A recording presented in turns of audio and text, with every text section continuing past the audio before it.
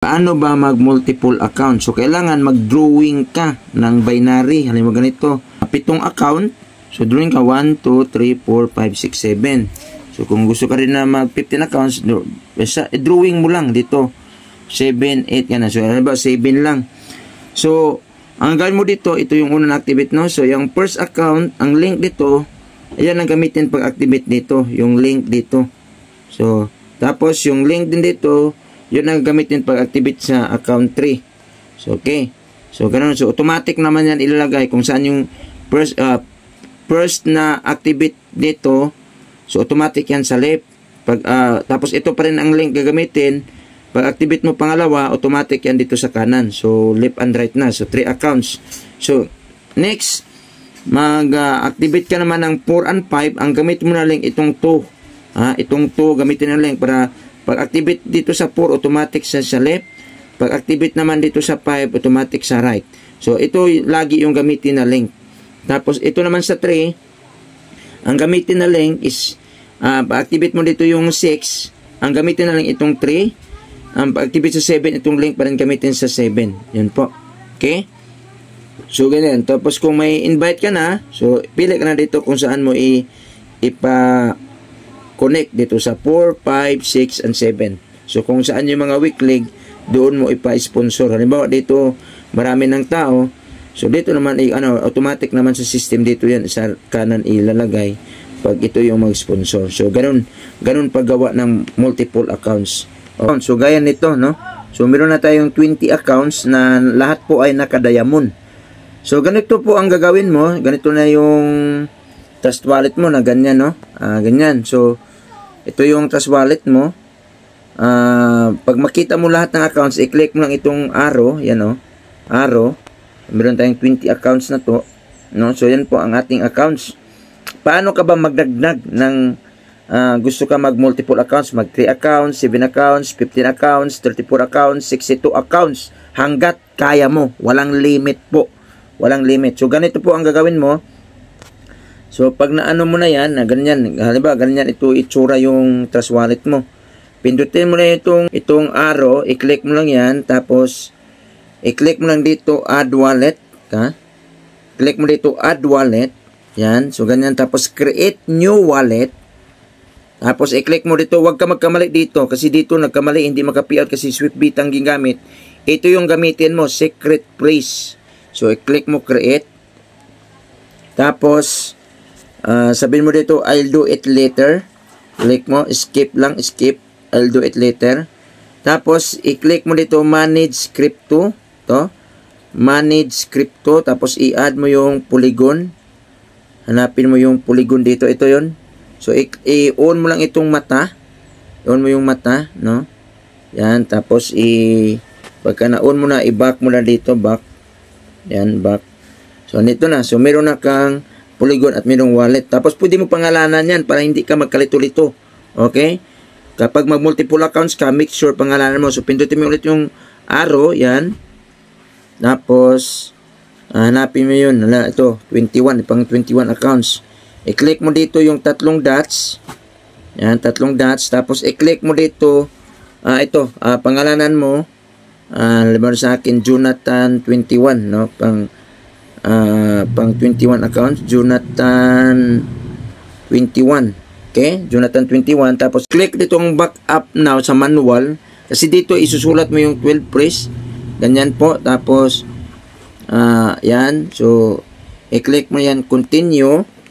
Tapos makita mo na dito yung 12 phrase. Isusulat mo yung 12 phrase, no? Sa notebook para sigurado hindi sa mawala. Kung sakaling masira yung cellphone mo, may backup ka po, no? Kailangan mo talaga yan masulat lahat, no?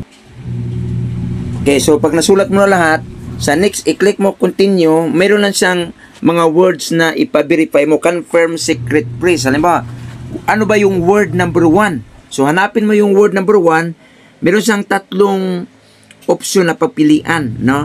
3 words. So, piliin mo yung tama. Kung ano yung sinulat mo, yun ang piliin mo.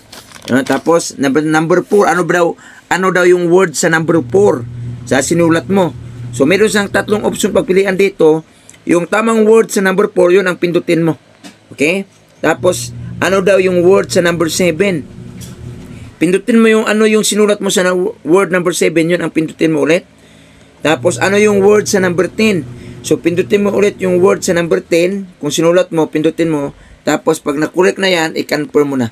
So, yun na po, nakagawa ka na ng, tapos, i-click mo dito, check. So, nakagawa ka na ng ano, ito, i-check lang, i-check mo lang yan, check. Check mo yung sa taas.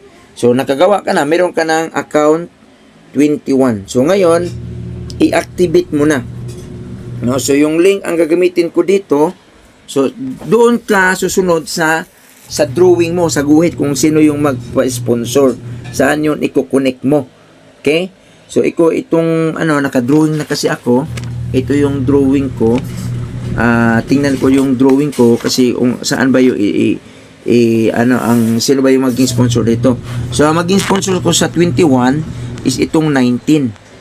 Itong 19. So, kukunin ko dito yung link ng account 19. Pero bago yan, pasahan muna natin ng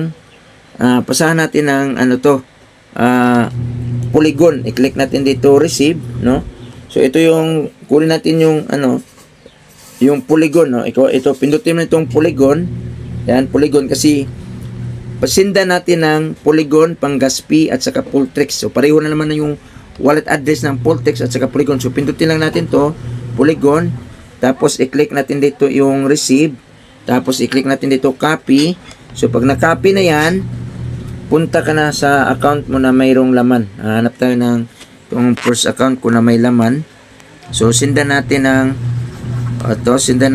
ito. Sindan ko nang i-activate natin hanggang bisan silver. I-click na natin dito send. So pasahan natin ng 20 Pultrix, 20,000 Pultrix lang kasi na natin may gamitin pa tayo 20,000 Pultrix. Yan. So i-click mo natin next. Next natin. Tapos sindan din natin ng 10 Polygon Panggaspi. Yan, 10 Polygon Panggaspi natin. So next. Yan. Yan na, next na natin. Okay. So yan na. So meron na siyang, punta tayo sa account 11. Pindutin lang ito. Account 11, account 21. Okay? 21. So, dito yan. So, ito, buksan natin to. Account 21. I-click lang yan para mabuksan. So, yan na. So, nalagyan na siya ng Polygon 10 at saka yung Pultrix hindi pa nakita kasi andun sa dashboard lang. So, kukunin natin yung kukunin natin yung link kasi doon ko siya idugtong sa account 19. No? Tingnan natin ko yung drawing dito. So, account 19. So, bubuksan ko yung account 19 kasi yun ang maging sponsor. Kukunin ko yung link na account 19.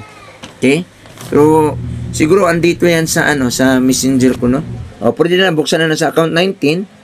So, account 19, buksan natin. Dito ko yan i-connect. Account 19. So, buksan ko dito yung, i-click yung discover. So, buksan natin yung account 19.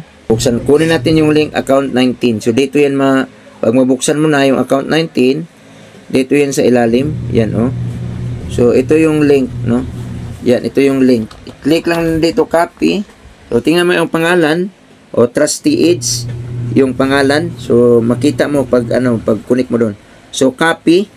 I-click mo dito, copy. Yan, copy. Tapos, i-back mo na. Back mo na yan, back. Tapos, i-click mo dito yung home. Dito, home. Tapos, pindutin mo ng arrow para punta ka sa 21. Na-activate mo, 21. Click mo lang yan. Tapos, hanapin mo dito yung 21. So, yan, 21. So, ito yung 21. So, ito yung i-activate natin. So, i-click natin dito discover. Dito natin i-paste yung link. So, bago mo i-paste yung link, para sigurado madugtong sa account 19, pindutin itong tatlong dots. Pindutin natin. Para linisin natin ng history. I-clear. I-delete muna natin yung naka-history dyan, no? I-delete natin. Okay, delete muna natin para sigurado madugtong sa account 19. So, i-click lang natin dito, delete. So, browse dapps. So, pag browse dapps, paste na dito yung link ng account 19. So, paste mo dito. Yan. Pag na-paste mo na, i-search mo na. I-search. Okay, pindutin mo dito yung search sa baba. Pindutin natin para lumabas yung search. Yan, search. Ang bilog. Tapos tingnan natin kung Trusty Age talaga yung nakapangalan. So, i-click natin connect yung sponsor. So, connect na. So, yan na po. So, yan, nakita mo dito. Trusty Age. So, tama. No? So, ang si pangalan ng account 19 ko is Trusty Age. So, i-click na dito continue. Yan, tapos i-activate natin yung staking level 1. So select natin tapos P Poltrex. Yan. Okay. So approve lang. Tapos passcode. Okay. So ganun lang, activate na, tapos punta ka na doon sa mining. Okay? Okay, nag-loading lang. Tayo lang natin ha. So approve pa saglit. Approve pa, kailangan pa siya ng approval. Okay, approve lang natin. So, hintayin natin nag-ikot-ikot. So, transaction sent. Okay. Pagkatapos nyan, punta naman tayo sa mining. So, dito na tayo sa mining, no? I-click na natin yung menu. I-activate naman natin sa mining. Okay. Click lang dito, mining. Activate natin hanggang silver. So, pag ganito, account is currently not in the system kasi hindi pa na-activate. So, i-click natin yung purchase mining power. Tapos, i-click natin dito bronze.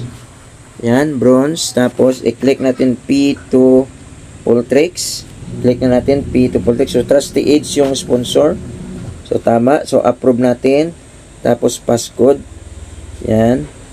So, yan po. Tayo na nag-loading. Okay. Tayo lang.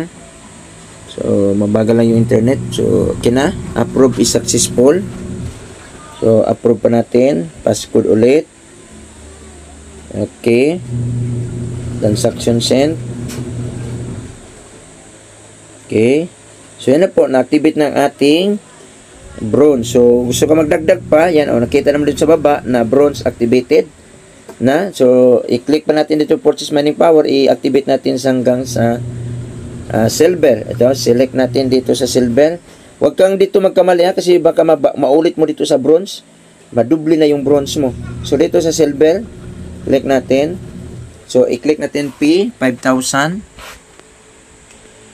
Yan. So, click lang natin dito, approve. So, silver lang muna. So, ganyan po.